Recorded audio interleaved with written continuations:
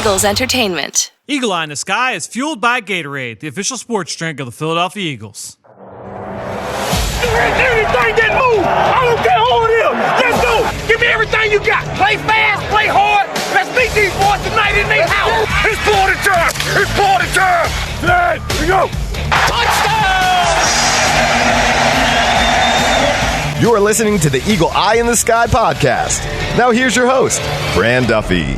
That's right of the week, and we're previewing Eagles-Browns as the Eagle Eye in the Sky podcast, fueled by Gatorade, continues. I'm Fran Duffy, and as always, I think we've got a great show for you here on episode number 287. At the top of this week's show, we've got Chalk Talk, where I chat with Ben Fennell about the Eagles' Week 11 battle against the Browns on Sunday afternoon. Ben is a huge part of the production of Eagles Game Plan as well, our TV show here locally in NBC 10 Philadelphia. And with that in mind, we will talk about what went into getting this week's show ready, some of the keys to victory for the Eagles, and matchups, stats, everything you need to know about this game. We'll hit on it all at the top of the show in Chalk Talk. After that, Ben and I will go through our scouting report segment, where this week I wanted to focus in on one of the top pass catchers for this Browns team, and that's wide receiver Rashard Higgins. How will he impact this game against the Eagles? What is his skill set? And by the way, this was a guy that I was extremely high on coming out of college a few years ago. So why has he not quite reached the ceiling that I imagined for him when he was coming out through the NFL draft? We'll cover all of that in scouting report. The show does not end there, though, because I also caught up with Eagles running back Boston Scott to talk about just his athletic background and his skill set transitioning to the NFL. So before we get there, a couple of quick things that I wanted to remind you guys on. First thing, as always, love everybody that has gone on to Apple Podcasts or Stitcher, left us a rating and left us a comment. If you hit on a question, we'll talk about it here on the show. We'll answer your question each and every week here on the Eagle Eye in the Sky podcast. So thanks so much for everybody who has thrown us your support. And also, I mentioned Eagles Game Plan. And before I get to my chat with Ben and Chalk Talk, I wanted to throw in a little bit of a teaser to a big part of the top of the show. And that's a segment I did with Eagles tight ends coach Justin Peele, where we talked about a few plays from last week's game and talked about the tight ends role in the run game. So here's a chunk from that segment. It's a segment we call Tape Study, presented by Chickies and Pete's. Eagles tight ends coach Justin Peele. Coach, welcome back to the show, man. Thanks for having me. It's good to be back. So let's talk about the tight ends in the run game, because I feel like we've seen them used in this offense in so many different ways with this rushing attack, and I thought that this drive opening the second half in the third quarter really kind of exemplified that. A lot of different blocks by the tight ends. And before we get into the film, I'd love to try to pick your brain. Obviously, a former NFL tight end. What was your favorite block in the run game? What did you like to get done on the ground? It's probably the one-on-one block with a defensive end. And it's kind of what I tell my guys is you're outmanned, in the run game. It doesn't matter who you are or who you're blocking. Usually an outside linebacker or defensive end, they're bigger than us, right? They're bigger than us and they're stronger than us. So you really take the mindset of if you can get that done at the tight end position, then that's a victory for you and then it helps the team. So to me, it was always the challenge of going against a bigger guy, a stronger guy. And if I could pin him one way or the other, depending on what the play was, then I always enjoyed doing that. All right, so let's get into the first play here. And this was early on in the drive. And it's really been one of the staple runs for this offense going back to the Super Bowl year in 2017. And it features a wham block. Take us through what we're looking at in the block that Dallas Goedert lays on this play. On this particular play, Dallas is going to come down and block the 3 technique over the left guard. And, yeah, there's some technique to it. You need to have your pads down. You need to have a good base. But the reality of it is, in this block, it becomes a mindset. I mean, I just talked about blocking defensive ends. Well, now you're blocking a 3 technique, and these guys are big. And so you can't go in there half-stepping. You got to go in there with the mindset of, I'm going to take him out. And Dallas does a fantastic job right here. You see, he gets his pads are down. Now, Kelson Sua do a nice job of just kind of influencing him. Like, he thinks he's getting blocked by Kels. Sua's pulling, so he's kind of chasing him, so he doesn't really see Dallas on this particular play, and Dallas does a nice job of getting in his lap right away with low pads, hitting him, and then just working to finish. How hard is that for the tight end? I mean, I remember when Dallas Goedert came out of South Dakota State. You and I talked about this right here in the studio about, he wasn't used as a blocker that often in college, but he showed that mindset. Was it hard to kind of get him to do that on a rep-by-rep basis and kind of coach that into him? Not really. It's just Dallas being who he is. And, they didn't ask him to do that in college. And he knew coming in, obviously with Zach coming off a fantastic year, that his way to get on the field was to be able to block. And he embraced it. I think he enjoys it. He likes to mix it up a little bit. And then he's got the natural ability and the tools of the strength and the length to do it. So let's get into now a few plays later. Boston Scott races down the left sideline, 56-yard touchdown. The term RPO gets thrown around, and I feel like it's like a lot of confusion. But ultimately for the guys, it's running to the run side and it's pass protecting to the left side, right? You got kind of keeping it simple? Exactly, and that's what I tell my guys. I mean, because we could run that with the RPO or without. It doesn't really matter. So to you guys, this is the play we're running, and go ahead and you block it. Don't worry about what Carson does with the RPO aspect. So we go now to the very next play, which is a 2-point conversion play. Boston, after the long review to confirm that he did, in fact, stay in bounds, you come back with this 2-point play, and a little bit of a different look here, Coach, than what I've typically seen with the tight ends. Take us through what we see here on this 2-point conversion. Yeah, it's different for the offensive line. I kind of tried to just keep it simple. I told Dallas, look, this is very similar to the split zone play that we normally run, and we're just going to run a little bit different, but your job is the same. I want you to go and block the first thing outside of the tackle. So I don't care who it is. It could be 23, 21, whoever it is. It could be 51. Who cares? You're taking the first thing off the tackle. I want your aiming spot to be the outside leg of JP's tackle, and you cannot give up penetration, meaning that guy cannot get across your face. So Dallas comes across here, and just take us through the coaching point. I mean, at this point, is it just kind of like strength on strength here? I've got to be able to win and prevent any kind of penetration? The coaching point is this. You pull left, you're going to hit with the left side of your body. So you can see Dallas here is trying to hit with his left shoulder, and if he could get that accomplished, there'll be no penetration. Really good job by JP and Sua and Kels and Pryor and that whole crew. Penetration would have killed this play, and the guys did a really good job of rolling off the ball, and then Miles just finds the soft spot and dives it up in there. Again, we only needed 2 yards, so that's what we got. Coach, Richard Rodgers did a great job, while Dallas was on the sideline. Take us through, though, just the impact that Dallas can have as that kind of two-way player in this offense, run game, pass game. Yeah, Dallas, I mean, he's talented, and we've all seen it. And the exciting part for us is he's just getting started, right? He's only in year 3, and obviously he missed some time in the beginning of the season, so he's getting himself back into shape. But he could play at the line of scrimmage. He could run routes. He's fun to coach, got a great attitude, and he just gets better and better every day. Great conversation there with Coach Peele. We broke down a couple of plays from that game. Make sure you check it out. Again, that's on Eagles Game Plan, which will be up on PhiladelphiaEagles.com and the Eagles mobile app on Friday around middle of the day, right around lunchtime. Or if you're local to the Philadelphia area, you can always check it out Sunday mornings, 10 a.m. on NBC 10. All right. Talking about Eagles Game Plan, as always, we're going to kick things off here at the very top with the guy who is so pivotal to the production of that show. That guy is Ben Fennell. He's going to be our subject here in Chalk Talk. Let's get down to business. It's time for Chalk Talk. Well, excited to get things going here for Chalk Talk as I welcome in my friend Ben Fennell. Ben, let's get ready to talk through this matchup a little bit, man. We talked a little bit earlier in the show about Eagles game plan this week, Eagles-Browns, and the big topics that we covered on both sides of the football. Offensively, really kind of a narrow focus, right? I mean, it is run game and play action boot. That is the crux of this Cleveland Browns offense. And then defensively, we did kind of a fine focus on Myles Garrett just because of how impressive he is on the film. I don't know that there's too much more to get into. I will say, just watching Myles Garrett, I know you and I watched a lot of this Browns defense over the last week and a half.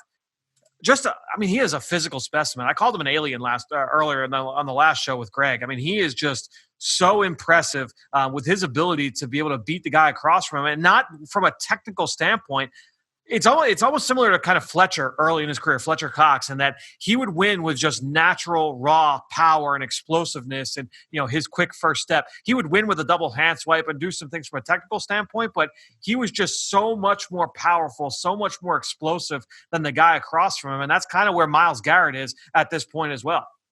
He's an absolute freak show, and alien is more than appropriate description for him. He's loose, he's flexible, he's long. They move him around left side, right side, playing a lot more 3-tech this year. So fast in and out of his steps. He's almost like kind of freelancing his pass rushes sometimes. And the way the offensive linemen around the NFL talked about Chandler Jones 2 years ago at O-Line Masterminds, that's where Myles Garrett is kind of, his trajectory as a pass rusher. He's still only in his, fifth year? Still a pretty young player. But his combination of length, first step, quick-footed, light-footed, variety of moves, moving around, he's really in an elite category of terrorizing pass rusher. There are other great pass rushers in the league.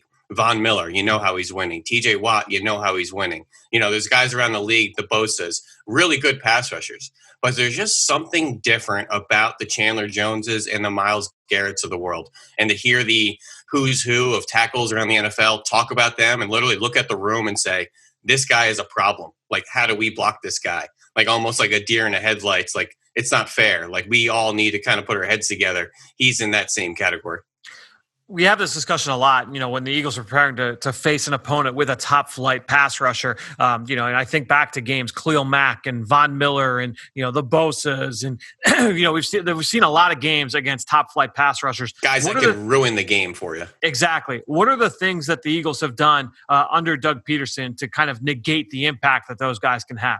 Well, there's a number of things you can do. You could do certain things schematically, like trying to run at them and really neutralize their ability to get upfield and disrupt or make plays from the backside. Moving that launch point and just changing up the pacing of your drops, I think, is crucial for these quarterback hunters. That if you are a pocket passer statue and you know where that launch point is going to be in a time-to-time basis or down-to-down basis, that allows you to play that much more freely. But if you move the pocket and roll the quarterback out and move that launch point, it just keeps the defense guessing. And then there's the other aspect, which you see in college a lot, because the range of competition sometimes on Saturdays can get very drastic. You might have a senior All-American against a senior All-American edge rusher against a freshman tackle. The ability gap is too large. How can you neutralize it? Make them think out there. Read them, make them, we can't block them, so don't block them. And we see that a lot in college of defensive end just being left unblocked and making them think on the fly. And a lot of times defenders, you make them think. What does that do, Fran? It slows you down. And we saw that beautifully a couple years ago against Von Miller, saw it a little bit against Khalil Mack, I think, in the past couple years as well. A couple schemes you can definitely do to neutralize these terrorizing pass rushers. Yeah, and outside of even just running the ball, quick game, you slide protections. Designate help, chip. Yeah, exactly. So there's lots of little things, and it's never going to be just one solution. It's a mix of all of it to try and just keep that pass rusher on his toes. I've heard pass rushers talk in the past about dealing with chip blocks, and it's not the block itself. It's trying to think through how I'm going to handle the tackle along with the chip. And then sometimes the chip doesn't come when you think it's going to come. And even that just kind of slows you up a little bit. So all the whole mix of everything is really what has the biggest impact on that guy. And before we put the Browns to bed here, just really quick on the offensive side of the ball, I thought last week was a spitting image of who they want to be. And you look at it on paper, they won 10-7. It was ugly. I think they walked back to the locker room like, yes, we nailed it. That was a game plan served up and spiked down. You had 200-yard rushers in Chubb and Kareem Hunt. Really kind of took the ball out of Mayfield's hands. It was great seeing Wyatt Teller back there at right guard. But committing to the run game, winning ugly, playing defense, running the ball, not putting the ball in harm's way, winning a gritty 10-7 game and a windy day out there in Cleveland. This is a formula to win games in December. It's a formula to win games in January. So while it may look ugly on your fantasy team or maybe in the box score and it looks like a defensive struggle, this is a formula that I think the Browns want to, establish week in, week out. Yeah, and people forget, they won 10-7, but the game essentially ended on what would have been a 60-yard touchdown run by Nick Chubb, but he went out at the 1 yard line went down at the 1 yard line to, ice the game, basically, put the game on ice, prevent a Todd Gurley, Penn State versus Indiana kind of collapse there in the end. So could have been obviously a different kind of score. Let's go to some of the stuff that we could have put into the show that we just couldn't get in. And to me, one of the big things that obviously it's been talked about a lot this week is, the Eagles' struggles against runs by quarterbacks and by receivers. And I think when you look at this Browns offense, some of their biggest plays that they have created this year have come on kind of gadgety plays where, you think of the Odell Beckham, counter end around against the Dallas Cowboys late, right? That went for like a 58-yard touchdown. They ran a couple of those kinds of plays in that game. They've had success this year with some wide receiver runs, with some gadgety type things. And so kind of having that discussion, I think would have been, it would have been prudent for sure, in the show. Yeah, absolutely. Really creative ways to get some of those playmakers the ball in their hands, whether it's Jarvis Landry or Odell Beckham, guys that are essentially running backs once they get that ball with their speed and physicality with the ball.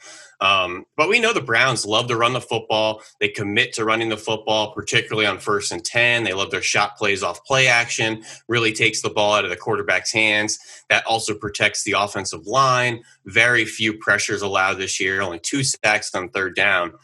But we know the Browns run the ball, Fran. I don't think we talk enough about the style of running because I think it's a bit of conflict. I think they have big guys up front that want to play the power game, the vertical displacement, the nasty, the downhill, the Wyatt Tellers, the Batonios, the Jedrick Wills. They want to move you. But it's kind of a zone scheme with Kevin Stefanski coming from that Gary Kubiak. You want to establish outside zone and work a lot of that play action boot off of it. I think it's kind of an interesting style of the scheme really alludes to a lot more zone stretch, but the personnel I think is much more of a power man gap moving type of offensive line. It's really fun to watch on kind of a week to week basis. That's the thing. It is a very multiple rushing attack. I think when you look at it, you're going to see a lot of the outside zone, but the play I alluded to earlier with Nick Chubb, I believe, was a crack toss. You're going to see those pin pulls to the perimeter. You're going to see, power and counter as well. But yeah, when I was kind of like thinking about that offensive line as a whole and kind of projecting them moving forward, not just into this year, but 2021, 2022. Athleticism is very important for that group, and physicality is very important for that group. So they're looking for specific kinds of guys. And I think when you look at Jedrick Wills, who they took in the 1st round this past year, out of Alabama, this is a guy that you and I both were really high on. I think when you look at his combination of athleticism, strength, power, and nastiness, he fits in perfectly. And that's why Wyatt Teller, he's got that same kind of skill set. He's kind of reaching his potential this year. It took him a couple years to kind of get there. He was a former day 3 pick out of Virginia Tech for the Buffalo Bills. They traded him to Cleveland this past offseason, or I should say a season ago. And he's now kind of reaching that ceiling because he's got a skill set that meshes really well with that run game. And he could do a lot of different things. He's great as a puller out in the move. So that's certainly a matchup to keep an eye on in this game. And just speaking to really quick, just speaking to the versatility of their personnel and the scheme, they had Wyatt Teller in there for most of the year. He's a glass eater out of Virginia Tech. He went down with an injury for a few weeks, and they replaced him with journeyman swing tackle Chris Hubbard. Yep. He's about 295 pounds. So the fact that their schemes can be versatile allows their personnel to be versatile. So when we're trying to project for the draft, Fran, it's these types of offensive lines I kind of struggle with. Because there's so many different profiles on the front. J.C. Tretter's more athletic. Wyatt Teller's a glass-eating, gap, guard. And you have Conklin, who's more of a people mover. And then you have, Batonio's a well-rounded guy. I think there's just different guys for different schemes. It's a much more diverse scheme than I thought. Much, in a different way than we talked about New England being diverse or Carolina being diverse or, some of those other exotic schemes around the NFL. Is there a one-on-one matchup you're most excited about in this game? Yeah, I'm excited to see that kind of brute strength versus brute strength. Fletcher Cox against Wyatt Teller there, particularly in the run game. We're really going to need bodies in those gaps and shoot upfield to disrupt. Those are two kind of heavyweights right there. So there's no bones about it. They're not finesse players. I just really want to see them in the run game, particularly on 1st down, to see Fletcher Cox and Wyatt Teller have some good belly-to-belly battles. I'd like to see, Miles Sanders go up against Malcolm Smith. I think you look at that linebacking core in general. You look at B.J. Goodson, and they play the second-year kid Mac Wilson a lot out of Alabama. Sione Takitaki as well, second-year player out of BYU. I think when you look at Miles Sanders in this game, can they continue getting the rushing attack going? We talked about earlier on the show about how they were able to get him going. A lot of the blocking up front was really, really good. Can they get the run game going? But then also, talking about that individual matchup of Sanders versus Smith, Sanders just hasn't been able to get going in the passing game. A lot of the underneath stuff, it's just been miscommunications. It's been underthrows. It's been drops. There's been, it's just been a lot of just missed this one. And I'm interested to see when they're able to kind of get that pass game going with running back Miles Sanders out of the backfield. That'll be a matchup I'll keep an eye on here for sure in this game because he's a guy that can give you that kind of spark offensively with a big play. Yeah, I think the Browns really have some interesting personnel and defense, like you were talking about, especially at the linebacker, whether it's Wilson, Taki, Malcolm Smith, BJ Goodson, all different shapes and sizes at linebacker. And we're going to see them all throughout the game. So it's going to be interesting to see who the Eagles think they're going to have an advantage and in what situation, whether maybe they think Sanders can get vertical against the heavier BJ Goodson, or maybe they want to run the ball if they stay light with Mac Wilson, Taki. I think it's a fun kind of second level battle there. Give us a stat going into this game, or a couple of stats, a couple of numbers that really kind of interest you in this matchup. Yeah, a couple things I think are going to be interesting here. Eagles defense consistently getting pressures and sacks on opposing quarterbacks. They're third in the NFL in both categories, and the Browns fewest allowed pressures this year. So I think that's an interesting style matchup. It's going to be interesting to see if the Eagles will have enough opportunities to get after Baker Mayfield. They're going to run the ball, not put Baker Mayfield in harm's way. So it'll be interesting to see if the Eagles take advantage of those few opportunities. Eagles defense 31st in rushing yards before contact allowed. So what does that mean? Not getting bodies into gaps, allowing open lanes before getting to ball carriers. But the Browns offense, number 1 rushing yards after contact. We know Kareem Hunt, Nick Chubb, what's the first thing you see in their scouting reports? Contact balance, the ability to play through contact, breaking tackles. Could be a very, very dangerous kind of recipe here if the Eagles aren't filling gaps, getting bodies in the gaps, filling the run, and then not tackling well, which the Browns do a great job with those 2 running backs and breaking tackles. So the Eagles, first and foremost, have to stop the run on early downs and try to make these Browns one-dimensional. Yeah, it was interesting. Another stat, kind of just, and we talked about it earlier in the show. We talked about it on Monday with Greg as well, is that, that Eagles run defense going into this game, obviously one of the most physical rushing attacks in the league. Jim Schwartz talked about this is going to be their biggest test in this season. I think when you look at what they can do with Chubb and with Kareem Hunt, for sure. I mean, it's a very physical rushing attack. You talked about the movement that offensive line has gotten before contact. Those guys are able to eat up chunks of yards. The Eagles are second in the league right now in yards per carry against running backs. They're limiting those guys from breaking off big carries more often than not.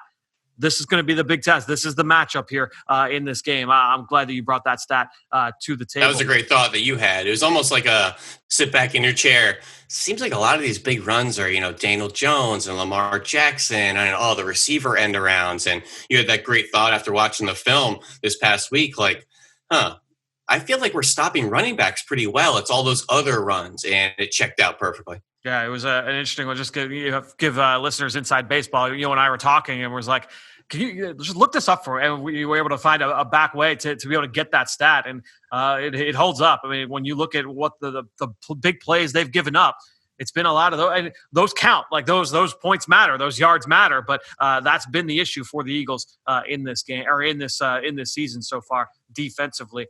Let's go around the league real quick before we get into our scouting report. Is there anything from your film study from other teams that has stood out to you? Yeah, the Chiefs offense, a little bit of a different formula this year. They've had to claw back in some fourth quarters. Patrick Mahomes leading the NFL with 9 fourth-quarter touchdown passes, 6 of those to Tyreek Hill. So if those fantasy matchups with those high-scoring Chiefs aren't producing in the first 3 quarters, they're producing in quarter number 4 a lot this year. Aaron Rodgers, absolutely magical inside the 30 in 2020, 21 touchdown passes, 0 interceptions, absolutely on fire once the field starts shrinking.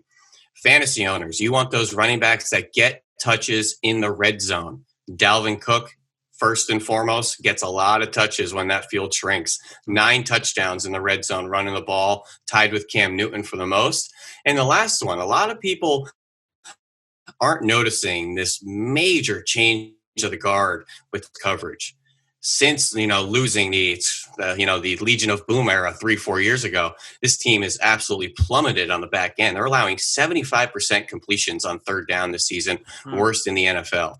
I think we still think Seattle. We think dominant defense, dominant back end.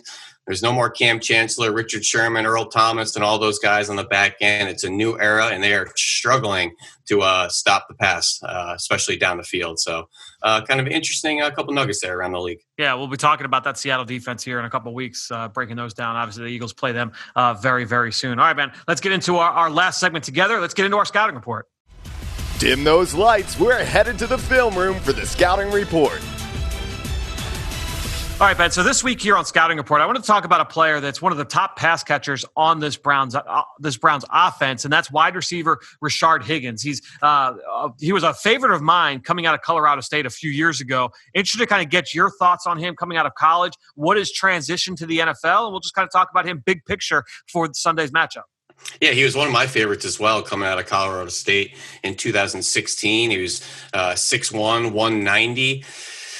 First team All Mountain West in 2014, 2015, 1,000-yard season, 8 touchdowns that final year at Colorado State. Had a basketball and a track background coming out of high school in the state of Texas. Really quick-footed receiver. He'd instantly create separation. Really good yak. His tunnel and slip screen, absolute wizard. He was fearless, going full speed into the teeth of the defense and some of those tunnel and slip screens back into the middle of the defense. You see the double moves and the head snapping. Some of the issues, I thought he just struggled with contested catches. I thought he struggled with some bigger corners when he saw some press coverage. But I saw an Emmanuel Sanders or maybe a Harry Douglas style of receiver. And, he was one of my day 3 crushes that I thought would be an absolute steal, right up there with Robbie Anderson and Nelson Spruce and Malcolm Mitchell. I think Robbie Anderson's worked out. I don't know about the last 2 there, but it was definitely one of my favorites to watch at Colorado State.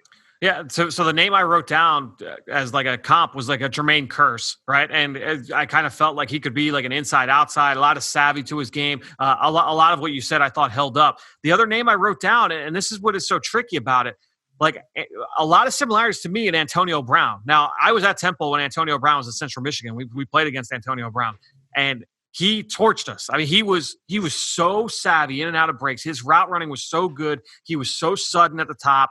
He was up and down in terms of his hands, much like what you talked about with Higgins, but you saw that ability to create his own separation down after down after down. He played inside, he played outside, and I kind of wondered, like, man, like, Higgins has a lot of the same skill sets, and I'm wondering, like, he hasn't reached, obviously, he's not Antonio Brown, right? He's not Antonio Brown. He's closer to Jermaine Kearse in terms of being, like, just a really solid possession threat, with that ability to be a high-volume target at times, but not sustaining, not that guy that's going to do it week after week after week. I feel like I have a little bit of a blind spot for these kind of receivers, and I'm like kind of hoping, like always, like, this guy could be Antonio Brown. This guy could be Antonio Brown. This guy could be Antonio Brown. Tajuan Taylor is another guy on that Browns roster that I said the same things about. When he was coming out of Western Kentucky. It's just funny, like I'm kind of thinking big picture. The blind spot, I don't want to say a blind spot, but the tendency I've got to really fall in love with those kind of players on day 3. Yeah, I thought there's a couple interesting case studies in this 2016 draft because Robert Davis out of Georgia State was one of the darlings. He was shooting up draft boards when he ran 4.4, but he was a guy that didn't play 4.4 on the field, as opposed to Rashard Higgins runs 4.6, but looks 4.4 on the field. And I think there's a lot of scenarios in every draft class to look at play speed, on the field speed versus time speed. And I think it's important to differentiate that. And we see plenty of receivers in the 4.55, 4.6 range that we knock them for it. And whether it's Allen Robinsons of the world or Devontae Adams of the world or Michael Thomas or whoever, DeAndre Hopkins, some of the who's who of receivers in the NFL maybe ran 4.55, 4.6. But what did they do on the field? Were they playing at that speed on the field? And a lot of times, no, they're playing faster. So I think differentiating the on-field speed versus the time speed is really important. I think Higgins was a guy that looked so much quicker on the field. The other aspect of it for bringing it to this week's matchup, we talk about this pass game and it is so much play action boot, play action boot, play action boot. And that creates well-defined throws for the quarterback, for Baker Mayfield, right? And it's a lot of layered throws. It's sail routes and crossers and shallow crosses and, those little slide routes underneath. And you're going to see Higgins run all of those different things. And the reason why I bring that up is, we talk about guys getting their own separation. When you play in a scheme like that, and we're seeing that in Minnesota, we're seeing that obviously, in San Francisco, we're seeing it all around the league. You look at Green Bay, you look at, a lot of these different offenses. You don't necessarily need to be a great separator in terms of the savvy at the top of the route because the concept kind of does that for you. Whether, depending on how the defense deploys, you'll either be open or you won't. I'm interested to kind of get your thoughts on the value of a technically sound receiver like Higgins in an offense like Cleveland's. Yeah, I guess schematic usage is important too. And if you're putting these guys in positions to be successful or helping them out, whether you're using shifts and motions or bunches or the RPO game. I actually went into a big dive into RPOs over the last 3 years, over the past 2 days, because it seems like the best offenses in the NFL are all heavy RPO usage, whether that's the Colts or the Chiefs or the Packers, creating easy throwing lanes, easy receptions, easy windows by making the defense wrong.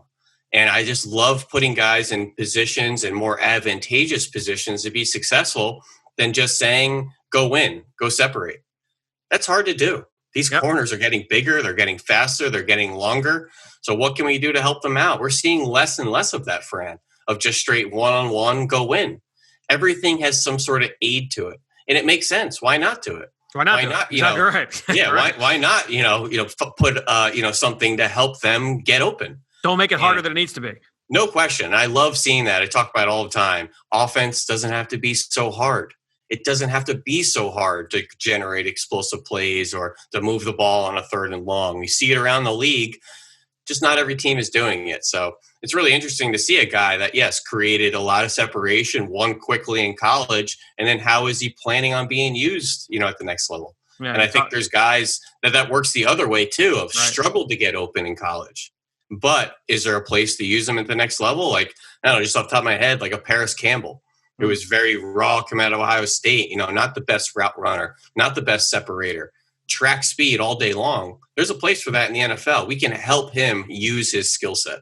Yep. I think it's a really interesting, and we talk about that with like a Jalen Reagor, right? That's a difference between, Jalen Reagor versus, a lot of other receivers that have come out. Even looking at him versus Justin Jefferson, I know is a big topic in the media this week. Like, I think it's a really interesting topic because you and I value that separation ability, but then you look at the way offense is played in the NFL today. Like, maybe that isn't quite as important. If we could find ways to get the guy open, maybe that other stuff can become more valuable. It's a really interesting debate. I'm kind of like hashing it out as we're talking about it. It's a fun discussion to have.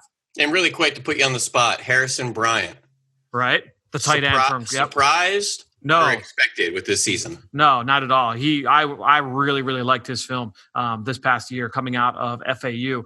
You saw a guy that had that ability to put his hand in the dirt and be a blocker, but then also his ability with the ball after the catch. He had great hands. I liked his speed down the seam. That match, he ran 4.6 at the combine, but with the ball in his hands, he was really good. He needed to clean things up as a route runner, but again, if we could find ways to get you open, and we broke down a play this week on Eagles Game Plan, a Harrison Bryant play-action play with Greg, where you kind of saw it. The scheme got him open, and now he was able to make a play with the ball in his hands. And I kind of saw that kind of player. I thought he was better. What was he, a 4th-round pick? I thought he was better than that for sure, watching him at FAU. He's having an incredible season. He's one of the best rookie tight ends in the NFL. I just went back to look at my rankings. I had him at tight end 1 last year, but he's a 4th-round pick. I think the tight end pecking order in last year's draft was all over the place with Josiah DeGuara going early and, guys like Hunter Bryant out of Washington you thought was going to be the darling, explosive element in the pass game. And I think he was undrafted. Yep. And I think that tight end group looking back last year, I think there's a lot of lessons to learn as far as projecting forward. And I think that starts with a Harrison Bryant. Yeah, you talked about the RPOs earlier, just what it does. I just went back just to real quick. I know you pull Eagles stats every single week. The Eagles 3rd in the NFL right now in RPOs. They're using they're just going to find ways to be able to create more of those chunk plays. I wrote about it this week on my Eagle Eye in the Sky column. That was something that worked very well for them against the Giants. When the offense did move the ball, we saw some really good RPOs, whether it was the bubble screens out to Greg Ward or the long run by Boston Scott. That was an RPO, the 56-yard touchdown. So they'll continue to try and find some chunk plays. I feel like this is just like the tip of the iceberg, talking about the receiver position and like what I almost want to kind of hash this out later down the road on a different podcast. But kind of an interesting topic to discuss going into this game. Well, Ben, we'll talk more with you later this week on the Journey to the Draft podcast, driven by AAA. You guys can find that podcast wherever podcasts can be found. Ben, we'll talk to you next week right here.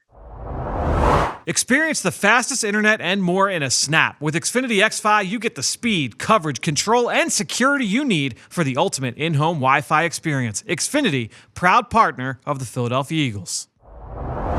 All right, so to wrap this show up, I caught up with Eagles running back Boston Scott, and we talked all about his background, the sports that he played growing up, some of the things that transitioned away from football into being one of the more electrifying players on this Eagles football team. We saw that 56-yard touchdown against the New York Giants, and what he's done over the last couple of years has just been really fun to watch for a guy who started here on the practice squad. So let's get into that chat now with Boston Scott.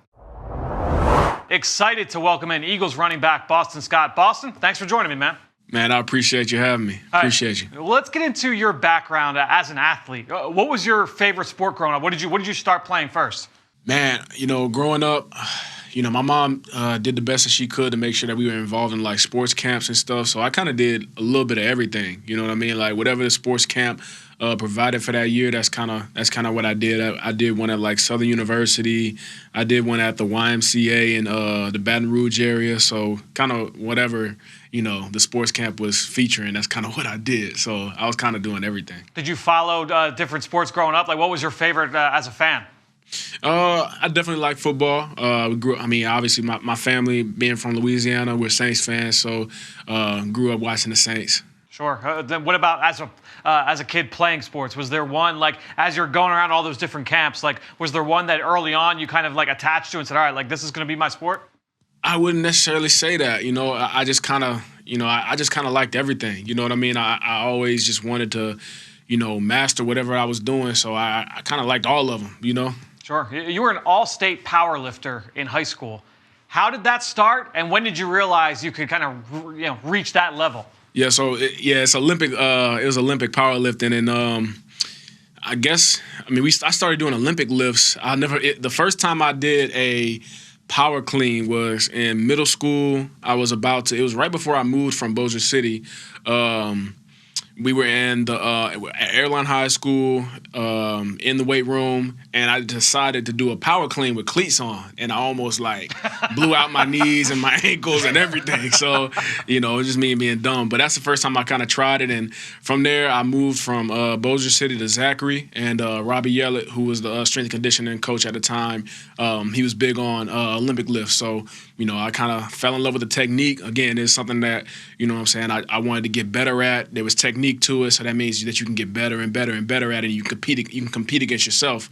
So I just wanted to get the technique down, and also, obviously it translated onto the field too. I felt like I was more explosive and things like that, so just kind of fell in love with it. That's what I was just going to ask you. For the fans that weren't Olympic powerlifters growing up, what is it that translates from that to the football field? Right. So specifically, the Olympic power lifts, like power clean, snatch, jerk.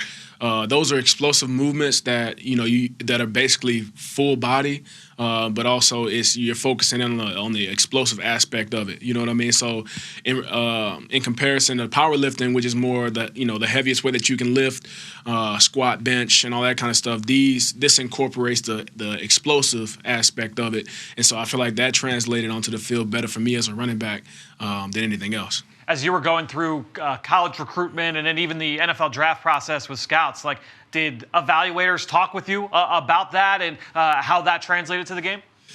I didn't meet with many coaches, but I can remember kind of talking about, talking with my strength and conditioning coach about the things that they ask about, and they definitely ask about, how many sports do you play, multi-sport athletes, and I want to say I remember one or two coaches talking about, how much I lifted and stuff like that. So whenever I had my pro day, they were pretty impressed with my numbers and stuff like that. So in the weight room, so that was good. All right, so getting to the football field, were you always a running back? What did you start playing as a kid? Yeah, no, I actually didn't get into contact sports until my 7th grade year, and that's I started off on the offensive and defensive line. So literally one of the smallest guys.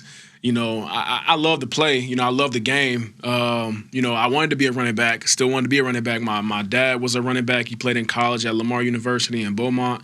And my brother was also like a hybrid, like receiver, running back. So I wanted to play that too. But it didn't work out that way. You know what I'm saying? I wasn't as athletic as my brother or my dad was at the time. So, it's just kind of, where can we put this kid? He loves the game. Where can we put this kid where he can kind of get lost. So, I was on the offensive defensive line, and, that's where I was kind of introduced to my work ethic. You know what I mean? You know, I was in this position, and I was having conversations about becoming a running back, but it just wasn't working at the time. We had some athletic kids that were playing the skill positions, but you know, I just worked at it. I worked at the positions that I was in. You know, defensive line. Ended up contributing to the team and being like one of the guys that could get back to the quarterback.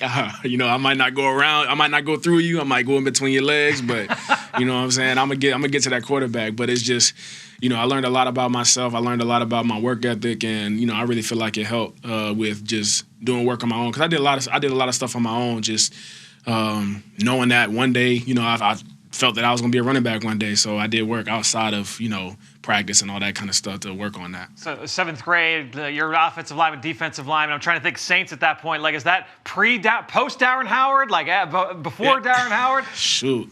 Man, I can't even remember. Yeah, Leroy Glover. There were a bunch of good defensive linemen down there those days. So when you made that official move to running back, what was that like, and how quickly did it really click for you? Yeah, that was my freshman year. Whenever I moved from Bossier City to Zachary High School, or Zachary, Louisiana.